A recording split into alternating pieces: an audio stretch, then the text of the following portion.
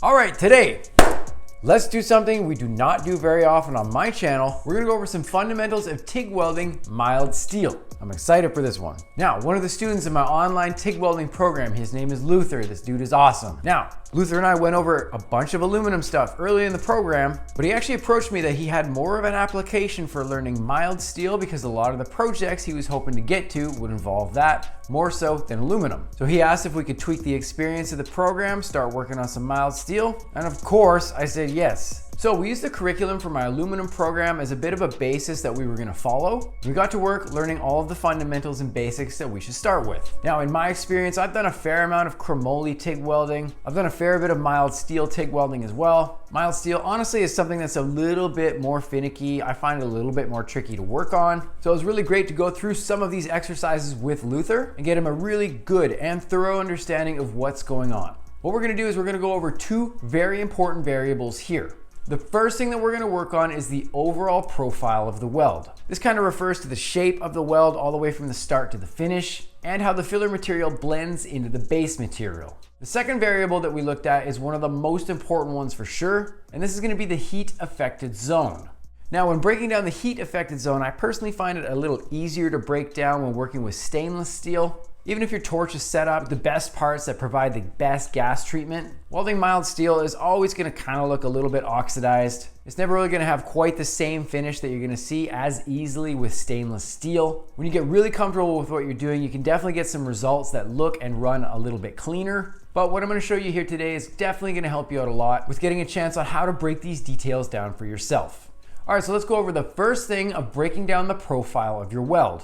So you can see here that Luther started out working on exercises on flat plate. This is a very important step that we started with here. We did not jump into more difficult joints. We first learned what we were looking for in a controlled environment of working on flat plate before moving on.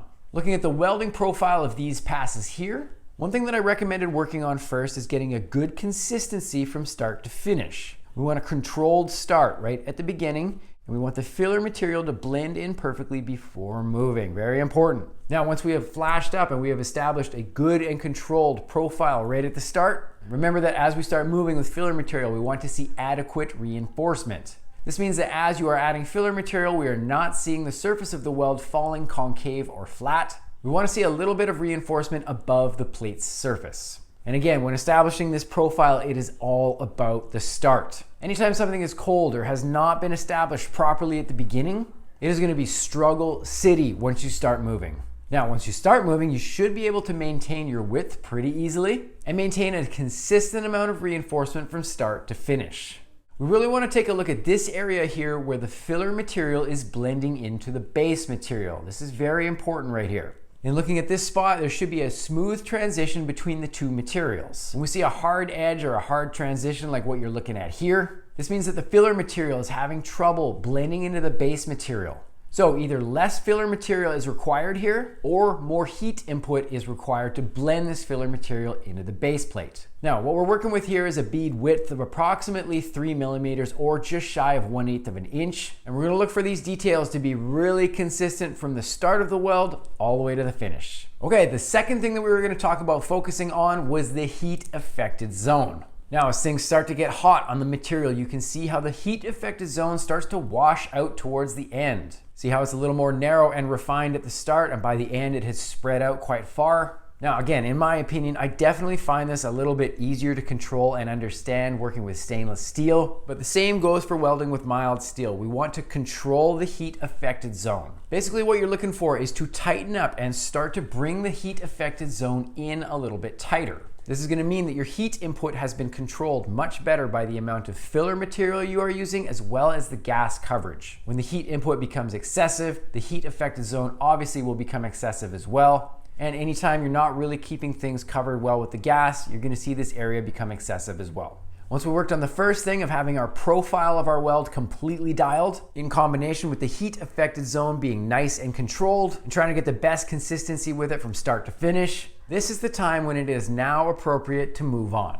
Now, when anybody jumps into learning more advanced joints, they are now going to have a way better understanding of the context of all the things that they are doing at this point. Jumping into welding on a fillet joint or something like that, If somebody does not understand the fundamentals of establishing a good profile or how to effectively control and maintain a consistent heat-affected zone, this is going to be a freaking huge learning curve. Start simple and learn how to break these variables down for yourself before moving on. Now you can see that when Luther jumped into the exercises a little later in the program, while it may have taken us a little longer to get to that point, he actually had a much better understanding of control overall by this point.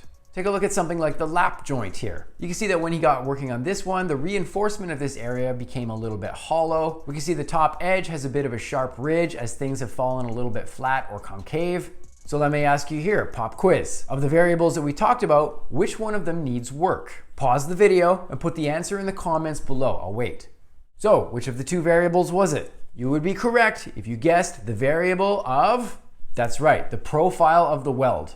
We can see here that the top edge has fallen hollow. The profile is now lopsided with the filler material because we have a high side and a low side. So this is what we went to work on. I always recommend on getting the profile dialed down and perfect first. And then after this is done consistently, we start to work on the heat-affected zone.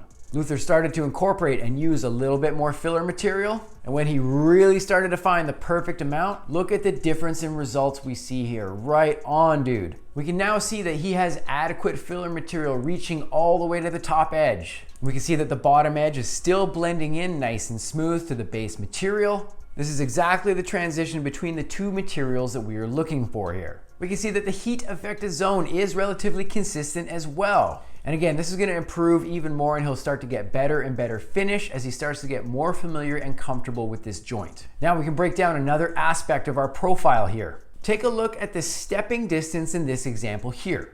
If you do not know what the term stepping distance means, it basically refers to the amount of distance in between each step where the filler material is added to a weld. Now taking a look at this example here, see how the steps are a little bit further apart.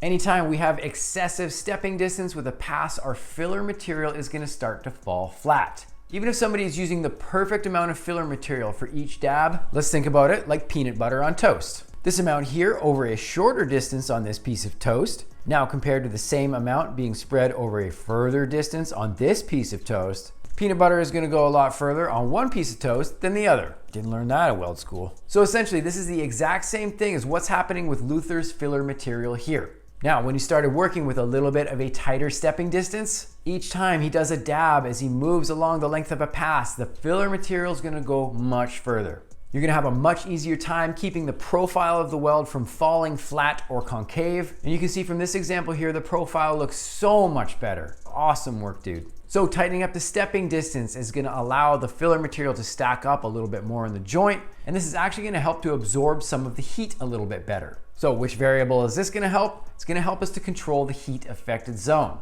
Now, many students who have worked with me through the aluminum program online have gone on to start working with stuff with mild steel as well as stainless steel. You can see that using the fundamentals that we learned in the original program, this applies directly to any type of metal. It's just a matter of figuring out the small things about the variables that we mentioned earlier, how they apply to each metal specifically, and how we can break down the work that we have done.